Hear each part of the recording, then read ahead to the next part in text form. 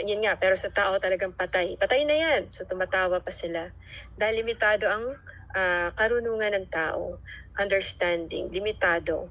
Pero sa mga tao, yun nga, patay. Ganon din sa spiritual. Ang boses ng Diyos ay ang nakakapagpabuhay sa matagal nating pagkahimlay sa kasalanan o sa kamatayan, dahil alam natin na sinabi na sa Romans 6 verse 23, no, for the wages of sin is death, but the free gift of God is eternal life.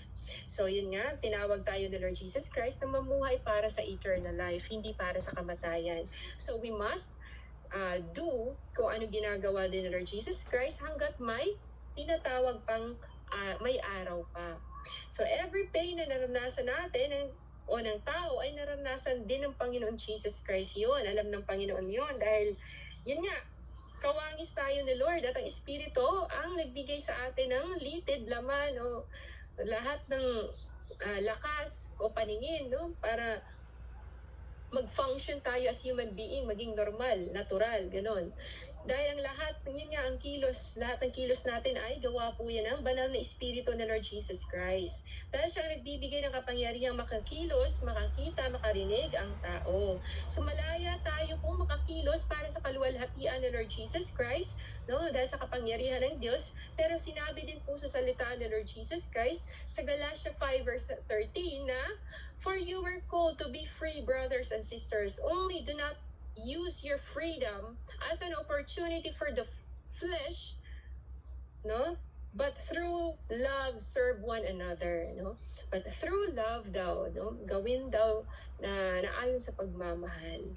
Yun nga daw, wag daw abusuhin yung freedom na yon para gagawa ng kasalanan. So yun nga guys, dito po sinabi ni Lord, dahil sa sinabi ni Lord na love is patient and is kind.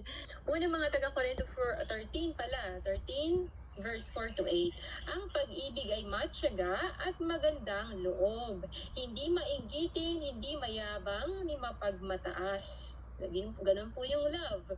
Hindi magaspang ang pag-uugali. Now, makikita po ninyo kung talagang tunay na Kristiyano ang tao. Kung banal talaga siya, yung leader, kung may Lord Jesus Christ, kung may pag-ibig siya. Nakatulad ng sinasabi dito na ang pag-ibig ay matyaga at magandang loob.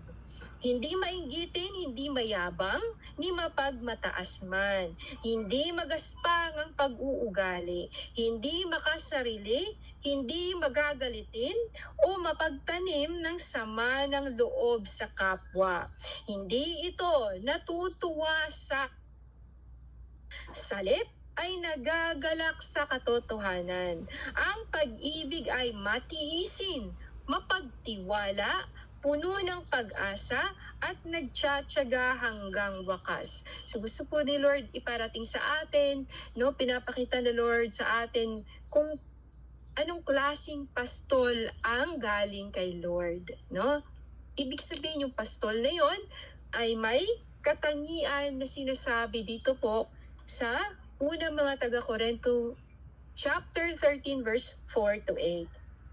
At sinabi pa dito sa last verse, matatapos ang kakayahang magsalita ng mensahe, matatapos yung pagiging magaling ng isang pastol sa pag-share, pag-explain, magaling siya sa Bible verses, no? Matatapos yun mula sa Diyos, yung mga mensahe na yun, matatapos yun kung iiwanan na siya ng Holy Spirit. Matatapos yun guys kung wala ang Holy Spirit. Titigil rin ang kakayang magsalita sa iba't ibang mga wika kung ipapatigil na ng Diyos. Kung ipapatigil dahil naging mayabang ka na, ha? Dahil anointed ka, abusuhin mo na lang. So ganito ipapatigil ng Panginoon at bibigyan ng mga fake na mga dreams and visions para mas lalong mawala ang tao. Tapos, pati ang kakayahang magsalita ay tatanggalan din ni Lord Jesus Christ, no? Kapag hindi po ang tao mapagkumbaba, very, very possible po na iwanan ng Holy Spirit kahit anointed ka pa lang from the start. Pero meron talaga kahit from the start hindi na anointed, nagpaka-anointed na lang. So matatapos yun po ang kakayahang magsalita, no, na mensahe mula sa Diyos, titigil rin ang kakayahang magsalita, di ba, pa mga wika, at lilipas ang kaalaman. So hindi po talaga dapat ipagyabang kung anong meron tayo o nalalaman. Hindi talaga hindi talaga yun siyang maganda na gano'n ang gagawin ng isang tao dahil lilipas ang lahat. No? Pero kung, sabi ni Lord, ngunit ang pag-ibig ay walang katapusan. Yan ang passport mo sa langit. Ang pag-ibig. Naging matyaga ka, wala ka mang mga visions and dreams, wala ka mang gifts of speaking in tongues, wala ka mang mga kung ano-anong mga gifts dyan, na, no? Pero kung may pagmamahal ka, diretso langit ka. No, yung heavenly na love, galing yun kay Lord Jesus Christ na nakakapagpabanal sa tao. So yun lang yung last chapter ng chapter 11.